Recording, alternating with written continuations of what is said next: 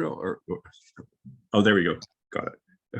Yeah. Hi, I'm Brad Power, and this is the Prostate Cancer Lab. And today we have with us John Chant and Jimmy Wang, who are representing Filtricine. And this is on a series of meetings that we've focused around nutrition, diet, and how it can impact cancer. In particular, I guess, down the metabolic pathway. Are there certain things that you can eat, or is there any angles on nutrition that could slow cancer progression? And so that's the focus of our conversation today. We had a previous session on from a couple of patients' points of view on experience they've had on using nut nutrition and supplements, and we're going to have a couple more as well. So that kind of sets the stage. I guess, John, you're going to take it away. Yeah, thanks very much. Yeah, so I'm John Chant. I'm in charge of the company. I've been in charge of the company for about 2 years, and my background is very heavily therapeutics. And so I met Filtricine about 4 years ago and was a friendly advisor and then a consultant. And then they asked me, based on my experience, to take over running the company. And the whole idea of Filtricine is very simple. It's that cancer cells are different than normal cells, which we, all agree. Cancer cells require nutrients, some nutrients in amounts that in higher amounts than normal cells require them. And I think that's well established and better established by Jimmy and Xian when they were in Stanford University in Mike Snyder's lab. So first, they're altered. Second, they require certain nutrients more than our normal cells. And then finally, it turns out a very easy way to reduce levels of those nutrients that cancer cells require is by a formulated diet. And so basically the scheme of our science and our clinical approach is to feed cancer patients a formulated diet lacking certain amino acids. These are non-essential amino acids. So they're amino acids that you don't need in your diet because your normal cells can make them, but cancer cells have a heightened requirement for them. And so it's very simple. We feed patients, and we're doing clinical trials and volunteer studies right now, a diet that lacks these non-essential amino acids. And then we look, and we're looking in prostate cancer patients right now, look at the velocity of PSA, and the levels of PSA. And what I'll tell you, and I'll show you a couple slides of data, is that we're seeing encouraging results. We think we're seeing a signal, early signal of slowing the rise of PSA, and I'll show you the exact data today. And it's early days, so that's our first dietary formula. And we've improved the formula a lot, again, through experiments by Xian and Jimmy. And so we think, we've gotten a signal, and we think that that we can improve the results to a great degree. And so, when I met the company a few years ago, I first heard about, I come from a therapeutics background and a pretty strong scientific background. I heard about food and cancer as treatment, and I'll be honest, I was a little skeptical the first day. But then I thought, the foundations of the logic, which I mentioned, are completely correct. And then finally, if one would want to be dismissive of this idea, one would have to just conclude that what one eats has nothing to do with what goes on in your body and what goes on in cancer cells. And so it's really just a nutrient lowering diet. Again, nutrients your body does not need because they can make them in your normal cells. And so it's very akin to diabetes, where we know diabetes for a lot of people can be managed by mild diabetes to moderate diabetes can be managed by the sugar intake and the diet they have. And so I'm going to share the screen. I'm not going to labor over a lot of slides here, but I will show a couple. No, it's a little slow here. Let me just click through quickly. Here's just a schematic of the basic scheme. your diet normally, so there are about 20 amino acids required for making proteins, and there are others, of course, for metabolism. And so, no, I'm getting a bit of feedback, but that's all right. And so the character on the left, everyday diet, he receives a full diet of these amino acids. So it turns out there are 11 non-essential amino acids and then 9 essential. So about 20 amino acids total in your diet. And again, as I mentioned, some other more minor ones. And he is receiving all these, and his tumor in this case is fed by asparagine and serine. And so here they're feeding the tumor, and the tumor is growing. But if you make a diet that's completely has asparagine and serine completely removed, then what happens is the tumor is starved. And again, I won't go through all the data. So again, this really came out of Mike Snyder's lab at Stanford, through the great work of Jimmy and Shen, and Jimmy's here. I didn't really introduce Jimmy. Jimmy is a medical doctor who is our CTO of the company and has worked in the drug development field and cancer field for a long time, and the metabolism field for a long time. So I'll just say also, so this scheme of reducing amino acids to treat a tumor, reducing amino acid levels in your blood to treat a tumor, is there a proof of concept? So based on my background in oncology and drug development, a lot of companies have great ideas, but the question is, does it work in people, right? And so there's a proof of concept here that really reassured me. So in a certain type of leukemia, acute lymphoblastic leukemia, there's already a therapy that gets rid of one of the amino acids. So it gets rid of asparagine, and this is by just injecting an enzyme called asparaginase. So there's one example. Examples in cancer, I mean, it's a recurring theme. So I think it would be, and I'm going to show you data in a minute, I think it would be unreasonable to believe that this one tumor requires an amino acid and no other tumor, and in the vast sort of spectrum of different types of cancers, would require amino acids. But this was very reassuring that sort of the general scheme could work. What's our product? So we have actually a menu of formulated foods that contain all the nutrients you need. So it has about 24 or more components, all the nutrients you need, but all these foods, and you can see the names here, and you may like some of the names and some not like some of the others, have the same formula in that they're lacking non-essential amino acids. And so this is what patients receive. One reaction we've had is that, even if this works, are you going to have to eat this food for the rest of your life, right, to have therapeutic benefit? A couple things. It's quite clear that intermittent dosing, so a period on and a period off, will probably work. And we have evidence, very strong evidence, to show that eating this food as part of your diet and not all of your diet, so you can have some normal food, is very likely to work. This is early days. The company was started in 2018, and we've gotten to the clinic in just a few years. And one thing I've learned in the pharma industry is you can do a lot of animal studies and what have you, but getting to humans as rapidly as possible. This is just preclinical data. And if anyone's interested, I can share this deck. It's non-confidential. Getting to humans as rapidly as possible to see if you have a signal is the right way to do things.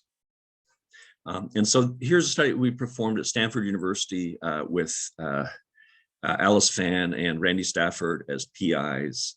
And it's very simple. We sort of took all prostate cancer patients, although only 10 in this case, and we asked them to go on our diet for 4 weeks, and then we measured their PSA. And my father had prostate cancer and then had a prostatectomy, and so was, I know more about PSA than I would have known otherwise, just simply as a scientist.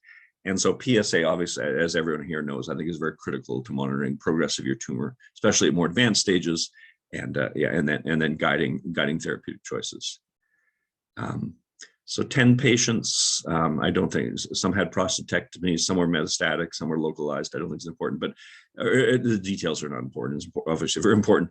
But and what we saw was that 2 or 3 patients out of 10 in our first attempt at feeding this diet to patients seemed to have a diminution or a slowing, a diminution of PSA or a slowing of PSA rise. And I will say, I like to be very cautious about scientific data. And so we asked Alice Fan, who's a PI and, a full-time oncologist, of course, whether there was any explanation for this other than our diet having the effect. And as I implied, the way we ran the trial is on, off regular diet, then on the diet, and then back off the diet. So whatever you want to call it, crossover, or give it some fancy name, ABA, or whatever you want to call it. And so I'll now show you the data. And so here's one patient. And so this is patient 5. He's continued on our diet much longer than required at Stanford University. And what we show here is his rise in PSA, and on the left-hand side, his rise prior to the study. And then the gray period is when he's on our diet.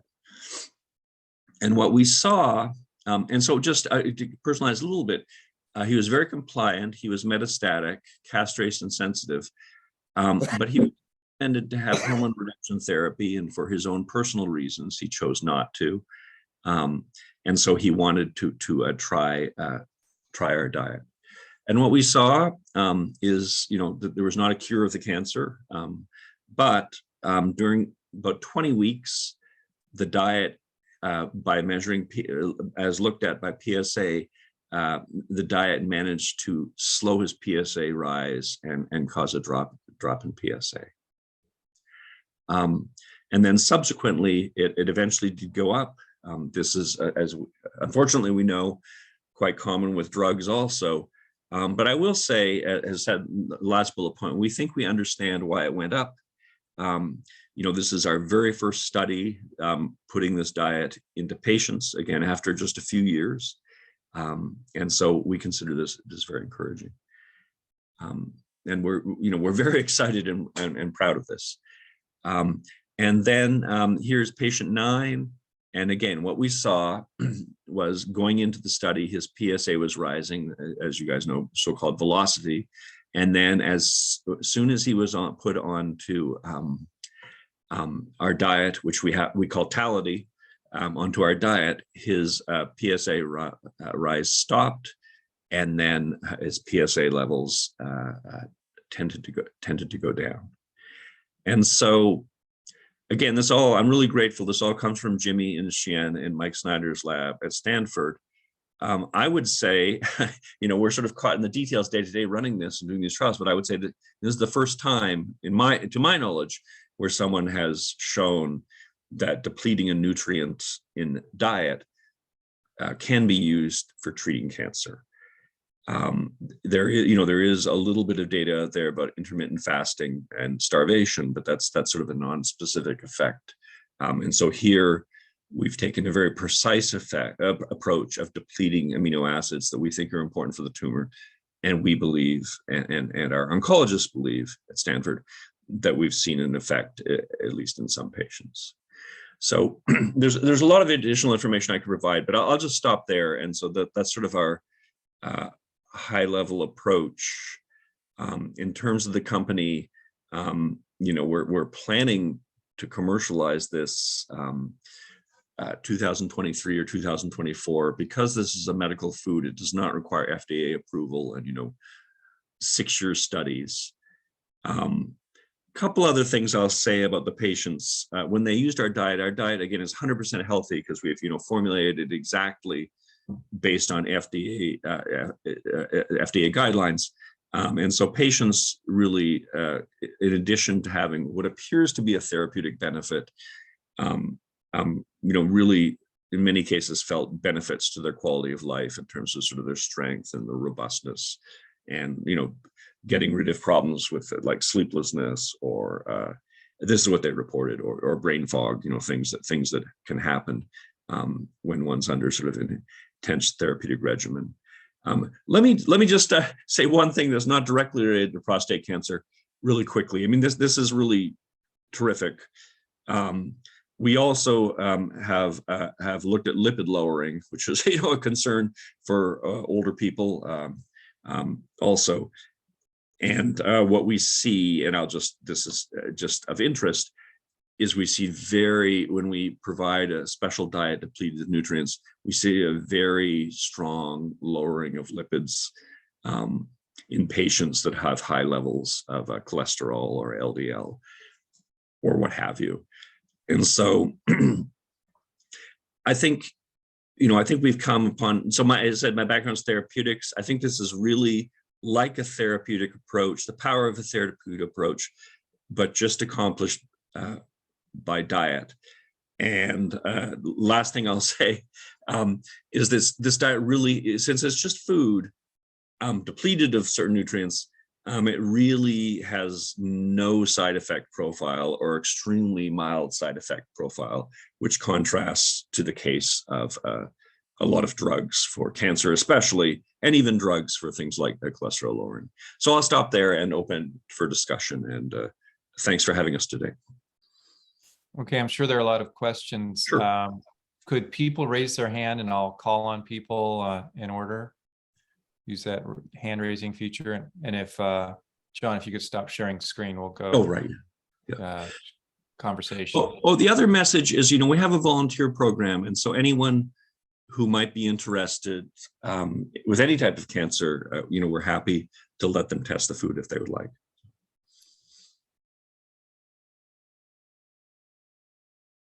Okay, Stephanie Hall, which I believe must be Eric. Oh, it is Stephanie. It's the real Stephanie. Okay. Hi. Hello. Hi, thanks for your presentation. I had a couple questions. What is the type of protein used in most of the products? Right. So these are the only way you can create a product that I know of that's depleted of multiple amino acids is you have to do it using monomer amino acids. So there's no polypeptide or intact protein. Okay. Yeah. Okay. And then when you talked about the lipid lowering benefit of it, yes. is my understanding is there's some research showing for prostate cancer in particular that the use of statins can prolong the time to castrate resistant for prostate cancer men. And that's because it is approaching it sort of from a metabolic pathway and blocking that uptake, or reducing lipids. So do you use like berberine, which is a kind of a natural statin, or it's just just taking out these amino acids has the result of lowering the lipids? It's taking out the amino acids. That we've not done anything further or special. Okay. And we haven't really worked on the lipid profile of the product. So this is this was a little bit unexpected, but Jimmy and Shen did the experiment, so they must have had some reason to do this. So I give them credit. Well, yeah, that's great. I was just wondering if it had vitamins and minerals, sometimes like including the vitamin berberine can lower lipids. So I didn't know. No. We would. Thanks for this. The thoughts. I was not aware of the connection of statins and slowing progression. Yeah, I'll look at that. And berberine, I don't know. It contains all sort of the standard. It contains all the standard vitamins and minerals, but no, not that one. That's for sure. Okay. Well, that's a great added benefit that it does lower that, because even with people, the studies that I read was even men with prostate cancer that didn't have high cholesterol markers did benefit from having the statins and the lipid profiles reduced. So it's a great added benefit. No, we'll look at this right away. Yeah, absolutely. And Thank you, though. Sure. Thank you. Okay. Thanks, Stephanie. Next up is Brian. Brian. John, I might have missed this as part of your slide. I was studying it and I was trying to get down a little bit of breakfast, so sure. I missed. But what were the different treatments that the patients were on, and did they have to take a break? And if they did take a break, how long was the washout period for each of the different treatments? Right.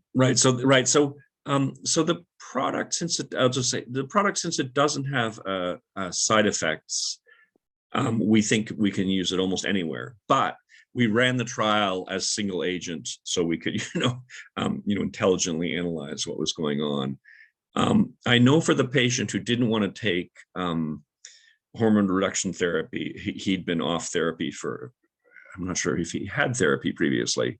He is a bit of a contrarian. A lot of science is contrarian. I don't mean it in a bad way. So I don't think he was on therapy at any time. And then the other one, Jimmy may know, I'm not sure. He wasn't on therapy. And I think he went off the diet, even though his PSA stabilized. He went off the diet because his oncologist suggested that he take chemotherapy. But that was after. We were careful to have Jimmy may recall. Jimmy, was it a washout of 30 or 60 days required at the very least? I think that's correct. In Stanford, all the patients will have the stable. Even for most patients, they don't have therapy. Even they have therapy, they don't have new therapy. They need to be stabilized for 90 days. If they have any previous changing of the therapy, they have a 90 days washout period. Right. So we were allowing them. Well, there's certain things that are, we were allowing them to take the diet on top of stable therapy. But I think in the case of these two patients, it was not that way. I don't think that Jimmy's nodding. I don't think any of our patients were on any sort of significant anti-cancer therapy when they took the diet. And again, the washout. So they didn't have any at that time. And then our requirement was the washout had to be 90 days. So that, I think that would be the answer. Thanks. Yep. Okay, next up, Jim Ward. Jim, you're muted. Okay.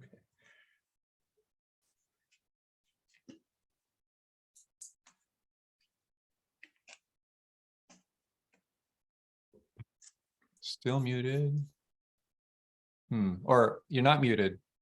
You're not muted, but you're quiet. Your microphone's not working. Okay. Maybe you could submit your question through the chat, Jim. Okay. Jim will submit his question through the chat. While he's doing that, let me just ask a question, John and Jimmy, about evidence.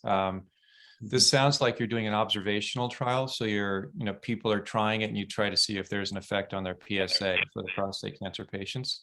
Yes. I guess the gold standard in medicine generally is the randomized clinical trial. Gives some people a placebo, gives some people the treatment, what have you. I guess so. The question is, where are you in sort of building the evidence base that would be, like a very conservative, our patients have very conservative medical advisors, and so they would be looking for something perhaps more substantial than an observational trial, because they might say, well, that could have been something else, not the medicine. Yep. The stuff you're taking. Brian didn't comment. This is meant as a joke. I hope it's not bad, but the stuff tastes so bad I stopped eating. Right. And so I went on intermittent fast, inadvertently. So there could be other factors that that could a skeptic would say. So I don't want to be a skeptic, but just ask how would you answer that kind of challenge on evidence? Yeah, let me back to that too. A little bit. So I think so we're going to bring this to market as medical food. We're not going to do a randomized controlled trial. I believe my strong view is, I'll call this a longitudinal study. A longitudinal study, if done with sufficient numbers and carefully, is sufficient.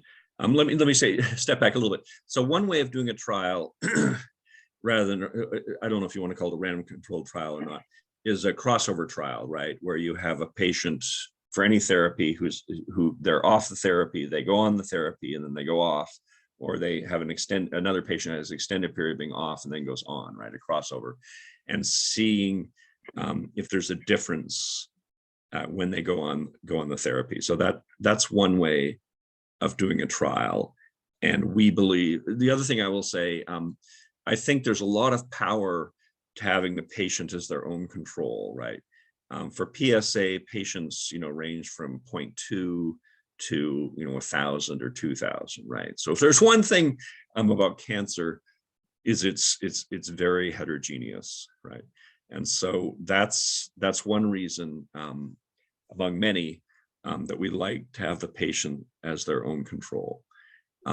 In terms of evidence for physicians, our response from physicians has generally been pretty positive. I don't think, so we have volunteers and then we have patients on trial. Of course, there are patients who were asked to be on the trial who didn't go on the trial, so they obviously didn't, for whatever reason, didn't choose the idea. But I think people are really looking for this sort of thing rather than, sort of drug treatments, some of them very harsh. And then the attitude we've had with some cancer patients, well, there are no side effects, there's nothing to lose, right?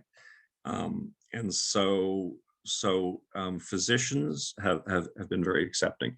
I want to go back to one piece of data. Let me just get here real quick.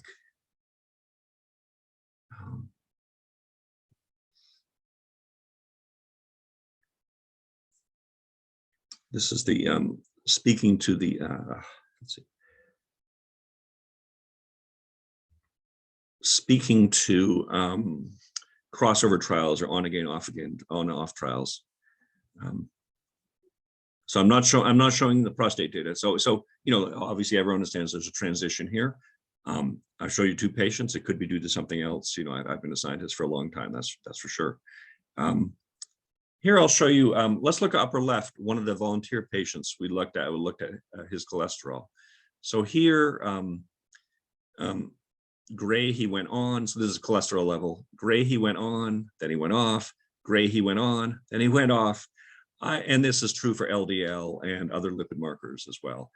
I would argue that even though this is not a randomly controlled trial, I would argue that it's hard to explain this triple drop completely coincident with when he was on the food by any other explanation. But I agree, we need higher numbers, and we're running trials in further trials in prostate cancer and further trials in other types of cancer to get the numbers up and get additional data. So I think we agree, but I'm sort of steadfast against running a 1,000-person random controlled trial. Yeah. Okay. What are your numbers, just quickly? How many patients, just roughly, have you got data for? Only for about 20. Okay. So again, one of my philosophies is, you want to, anyone, well, people, there are examples of companies I can tell you, well, one company I won't say, in the metabolic space trying to block an amino acid by pharmacological means spent $100 million and spent 7 years and failed, right? So I feel one sort of mission of a startup is to do things. So, I can ask for $50 million or $100 million to do a random control trial, but I prefer not to. One mission of a startup is to try to do things as efficiently and effectively as possible. And so that's what we're trying to do. Okay. Jim, I think you got your microphone solved. You going to try again? Sure. Take two. Thank you. Yeah. Okay, great. So I'm sorry, you may have spoken to this and I may have missed it while I was tinkering, but so you've highlighted one of the effects of the diet, which is lowering lipids. I say this as a guy who takes statins off label because I've heard of that benefit. But what I don't know, and I hope you can maybe shed some light on this, is what is the physiological or biological connection believed to be between lipids and cancer cell growth, prostate cancer cell growth in particular? Yeah, so as I honestly don't know, but Jimmy and I will look into it and get back to you with an answer. But I think it's an intriguing, and again, as I said in the formula, we have the ability to modify lipids, and we haven't. But that's perhaps our next charge. Sorry, I can't give a more satisfying answer, but I'm not. No, that's okay. That's okay. And I just one other question: if someone were to do this this diet, what's sort of the typical daily caloric intake on this diet and protein intake? I'm one of those guys that I'm not battling to keep weight off. I'm battling to keep weight on. Yeah. And I'm not on hormone therapy. So I'm trying to take advantage of having regained testosterone to build muscle and keep my weight. But, you know, I worry a little bit that if I'm eating soups and stuff, then I'm just going to be having my wife's diet, which is very effective for her, but it would probably tend to drive me crazy. Yeah, so the diet is calorically complete. And we have had people who've asked for higher levels of calories. So people who, you know, were athletes and that sort of thing, or triathletes in one case. And so, yeah, that can be modified anyway. And then, and again, just recently, we've been exploring sort of the tolerance of adding regular food to this. So you have to be, we think we have to be primarily on this diet, but you can go, we believe, it's early days, we believe you can be on 3 weeks on 3 weeks, 1 week off or something like that. We're not sure entirely. I mean, there are a lot of permutations.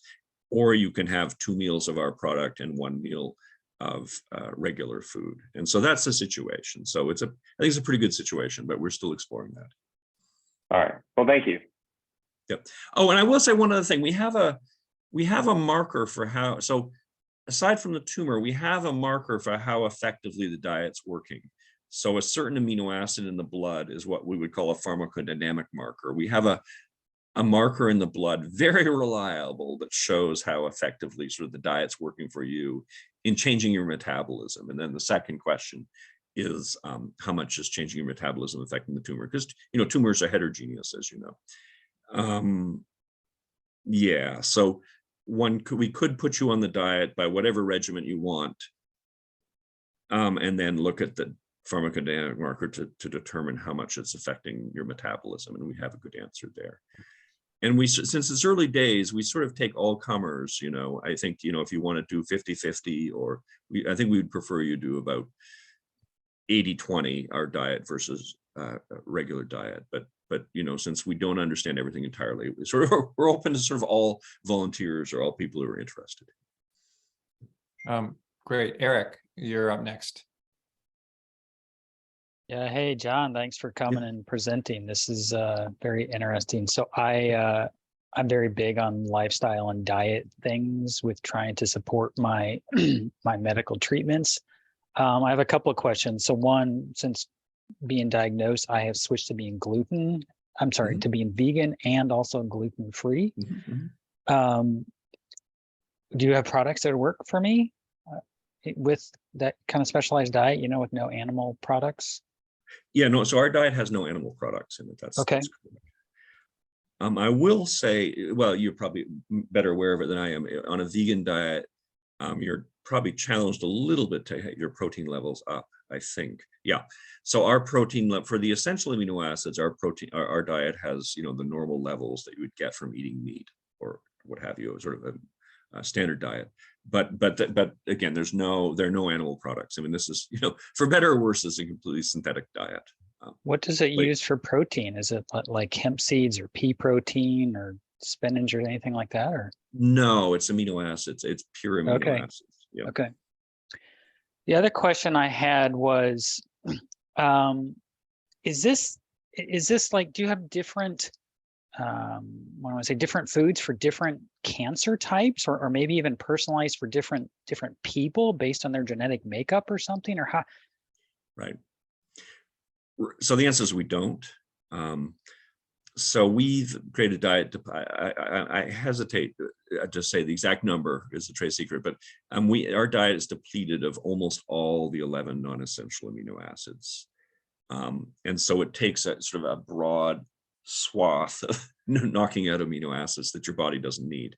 And so our approach has been to use this for all cancers because it does not have side effects. I mean, that's a big concern. And so we feel we can, you know, rather than personalizing it to certain types of cancers, we think because it's safe, we can just try this on every cancer. You know, in the future, it may be more personalized, but that's, you know, to be loose about it, that's a lot of work, right? I mean, it's a real study. You know. All right. Last question before I give up my time on the mic. I saw some of your flavors were like chocolate and other things. Does it have like sugar or sweeteners in it to get those flavors? I mean, like I know sugar is a very, non or anti-cancer ingredient for a lot of anti-cancer diets, I should say, right? Right. So we have the exact formula, and I don't, there's not a lot of sugar in it. I mean, there's a whole field of artificial flavoring. And so we have a food scientist, a terrific food scientist, Mike, who's not here today. But yeah, we've invested a lot into developing the food. So it's embarrassing to say, but it really is fake food. Yeah. Okay. But I don't think there's a very high sugar content. No. Thank you. Thanks. Richard Anders. Hi, I've heard about your work for a while, so it's really interesting to see the presentation. I guess I have a few, most I hope quick questions. So it's really a constructed food. There's nothing in it that sort of, you don't use any vegetables or you don't use anything that someone would think of as food. You put together flavors by simulating the flavors through use of the amino acids you're allowed to. That's just the basic. Correct. Yes, correct. Is there any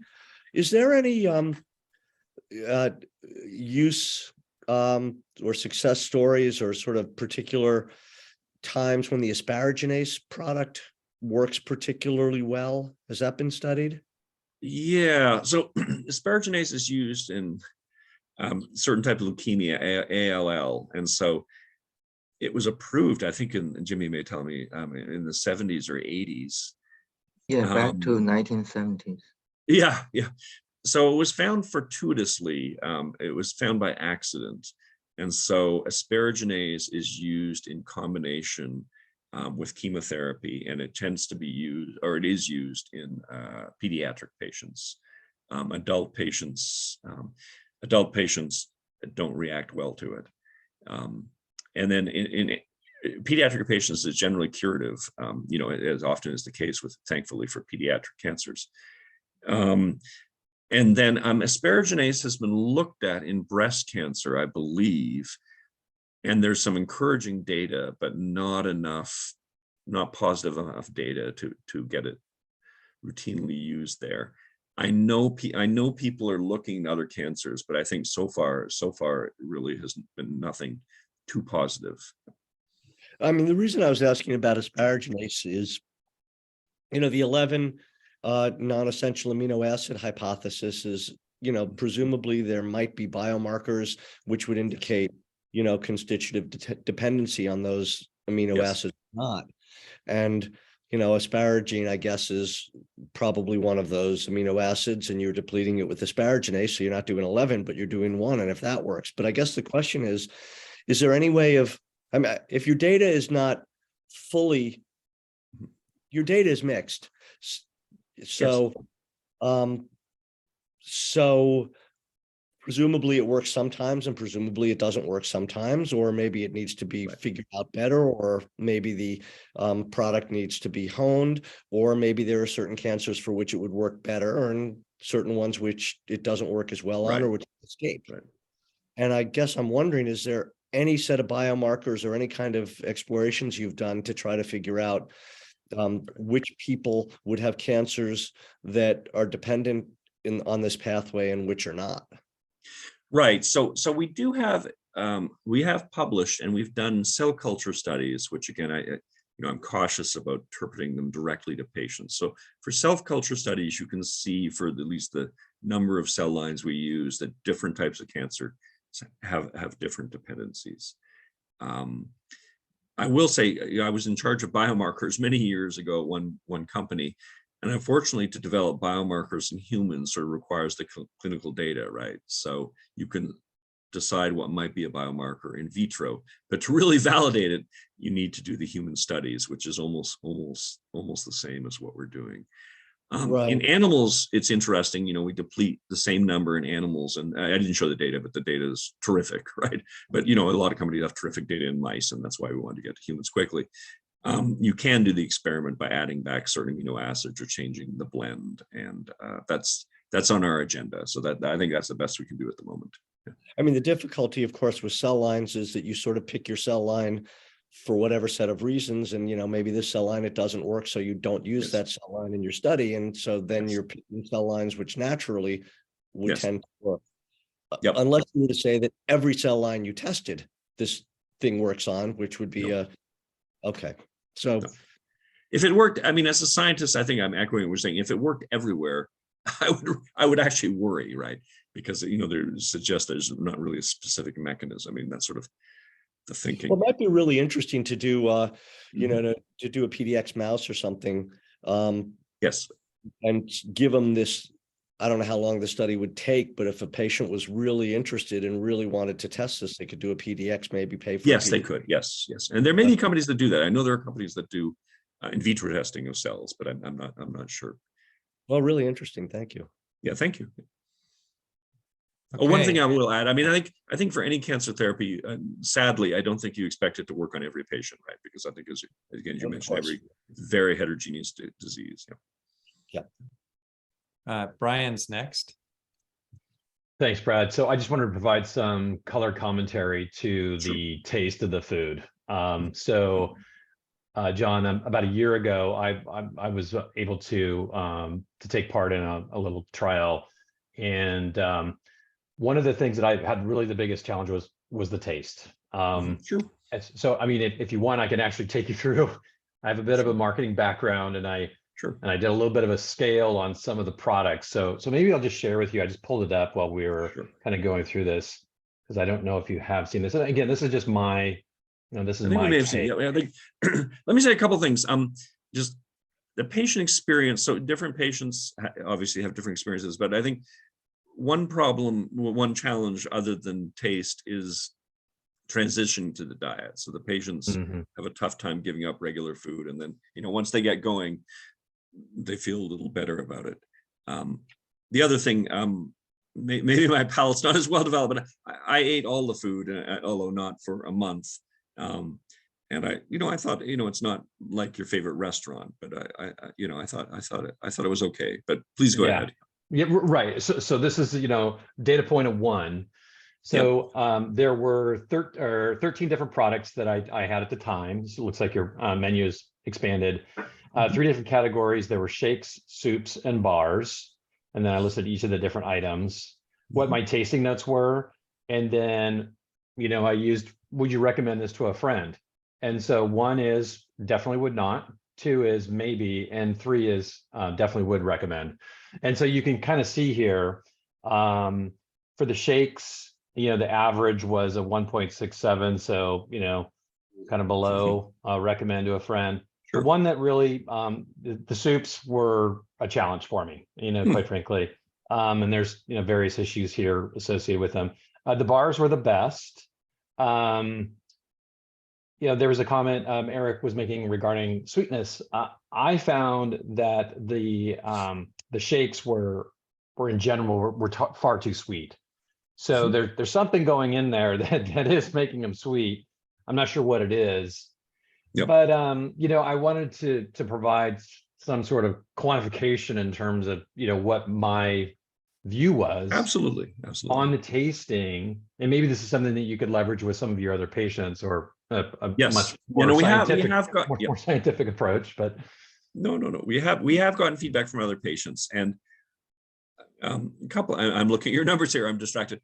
A couple things. I think we're always looking to improve this. One patient said, maybe it was you, said, it feels like they're overly sweet and like you're trying to disguise unpleasant flavor. And, that unfortunately is true, actually.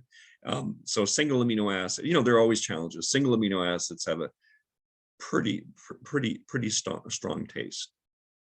Then the other thing we learned is that people are completely different.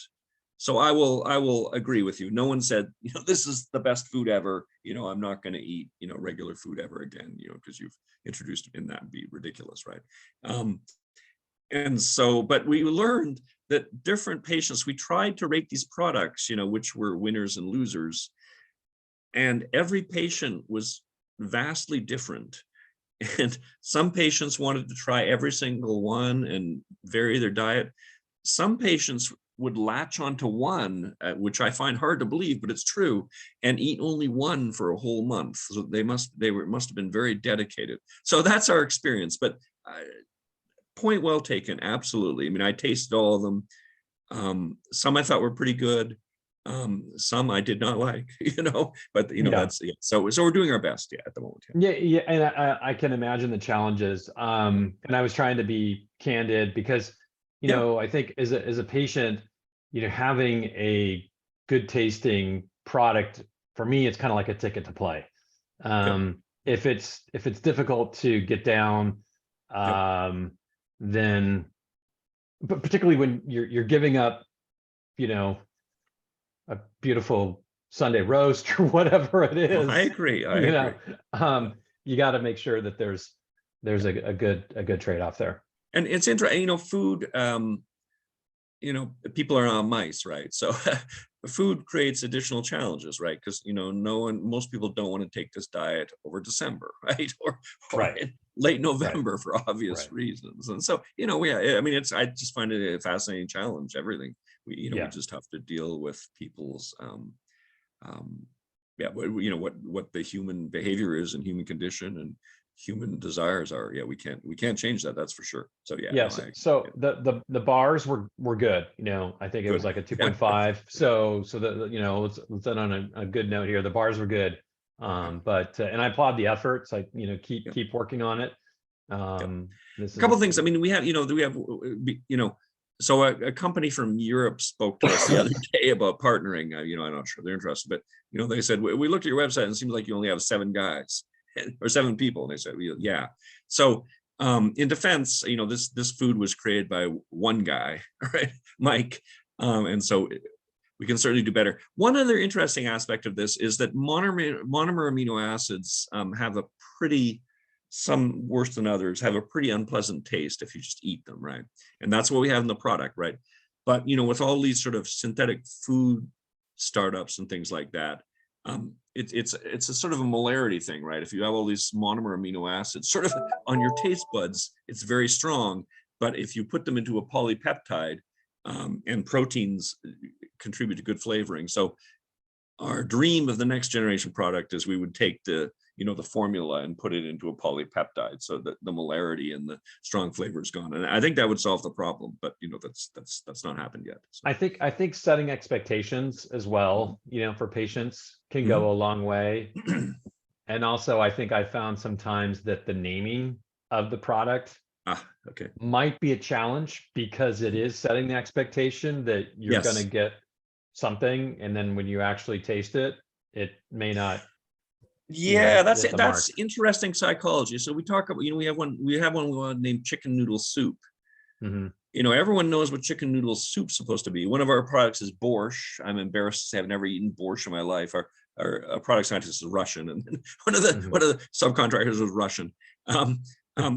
So I don't know what borscht is supposed to taste like, right? Like beets, but if you say chicken noodle soup, you're setting yourself up maybe, right? Because this isn't chicken noodle soup, right? And so we're considering, we've had some interest from China. We're considering, making Chinese foods. But do you really want to follow the orthodoxy of the most popular foods? Maybe not, actually, because exactly for what you're saying. Trying to mimic it is a tall order. I mean, I know that you guys have spent a lot of money trying to do it, but it's apparently it's a big challenge. But no, it's a funny thing, right? You giving the real name, if you say this is I don't know, spicy wontons, spicy pork wontons, and then do in China, and then people in there, what the heck is this? It's not spicy. I don't know what this is. But if you say it's peanut butter bar from America, maybe it'll be okay. Anyway, so it's all fascinating. How to do it. It is for sure. All right, we'll keep it up. Thank you. Okay, Kevin, you're up next. I just have an observation that you can respond to if you choose. And let's assume the food tasted really good. Sure. I applaud what you're doing, and I'm one who's been more focused on treating the cancer than the host. I mean, than me, that not that I eat horribly or anything else, but at this point I haven't radically changed diet or anything. But that idea is intriguing to me. I just have a hard time finding things that are compelling enough when this cancer journey is hard enough to begin with. Yeah, no, I understand. That compelling enough to really do something radical. So when I look at something like this with your product, and I understand it's early days and it's only been 4 or 5 years. So when I look at it that way, you've done a lot in a short amount of time. But for me, there's not enough evidence to where I would give up any other kind of treatment in order to put my faith in this. So for me, and this is what I would see what I'm missing because I'm not a science person. At this stage, this feels more like a supplement to me, like a non-risk, no side effect. If I want to try it, supplement. If there's some positive benefit, I may not even know how much came from this diet and how much came from something else, but I might be motivated to try this or something like it. But it doesn't yet fall under the treatment category for me. Well, that's okay. Again, we're gathering evidence. Different patients are at different stages, as you know, and have, different options therapeutically. One thing, we're not asking anyone to give up their therapy, right? We're saying this can be added to the therapy, and we do want to generate. We're very excited. We saw a signal in 10 patients for 2 patients or 3 patients and 10 patients. Very excited about that, but absolutely early days. But we're firing up to get 50 or 100 patients on this on again, off again protocol, and I think it'll be pretty convincing, but we'll see. If I could just build on Kevin's point, and you've got a focus group here. This is very valuable for you to get feedback, and we're happy to help you be successul. Yes. What is your value proposition? I mean, just sort of give us the kind of the succinct 1 or 2 sentence, 1 paragraph version of why any of these patients should take a chance with your diet. Right. So I would say, I think if we can convincingly show that this changes your rate of PSA rise, for a sustained period, I think that's very valuable. Patients are, PSA rise is used to determine what therapy they're going to get, right? In terms of whether it's going to be a hormone reduction therapy or chemotherapy or, experimental therapy. And so I think, it's all, I think, it's all about, longevity, of course, but it's also just benefit to your day-to-day life. And so I think if you can, and we plan to do better, right? I mean, if we can prolong, or slow the rise of PSA for a year or 2, I think that's tremendous benefit because your physician is guided by that. So that's how I see it. Okay, one more question then, building on that. What's your go-to-market strategy? You've got a value proposition, you've got some scientific evidence. How are you going direct to consumer, direct to patient? And if so, like word of mouth, like this group here, like word of mouth, or what are you doing to attract patients? Right. So yes, that's not my area of specialty. I mean, I'll just say I'm not a marketing person, but I think in the oncology area, it's a pretty close community, right? And they're very eager, the oncologists very eager to, have new ways, of helping their patients. And so I think more so than other fields, scientific presentations at ASCO or Prostate Cancer Foundation. We did one at Prostate Cancer Foundation last year, but it was very early data. If we have compelling data or published in a top journal like New England Journal, or or one little lower than that, I think it's compelling. I think the other thing, when you say word of mouth, we want to educate people by Facebook or other sort of groups.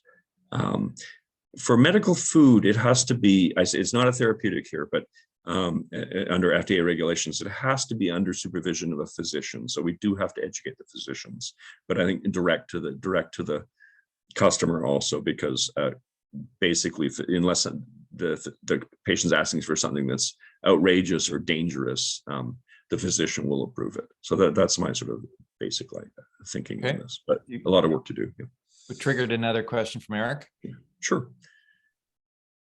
Yeah, your question there about oncologists. So I was wondering, have you, I guess, spoken to or met with oncologists that are kind of on board with this? And the reason I asked the question is because I've met with 5 different medical oncologists, and none of them have liked my questions around nutrition. Okay. When I ask about nutrition, they're like, "Nah, it has no impact on healing your cancer." Right? That's something I've stumbled across. They seem to just want to give me a prescription medication. So I'm wondering, kind of following up with Brad's question about what's your vision as far as like getting this into the oncologist world, as far as like an accepted form of treatment by them, right? Right. So I think, again, oncologists vary. The ones we've spoken to have been pretty receptive. And then in our small study at Stanford, a lot of oncologists there who weren't involved in the study are very interested also. So as I said, sort of at the start, it's a little, I mean, there's sort of a patchy history of supplements and cancer and supplements and health and that sort of thing, right? But I think to dismiss, wholeheartedly nutrition as having, it's sort of any role, and it's just, I think is a little outrageous, right? So I think, a lot of physicians are interested. Some will not be, of course. And then again, we're not asking people to give up their therapy or their medicine. This can be added to it.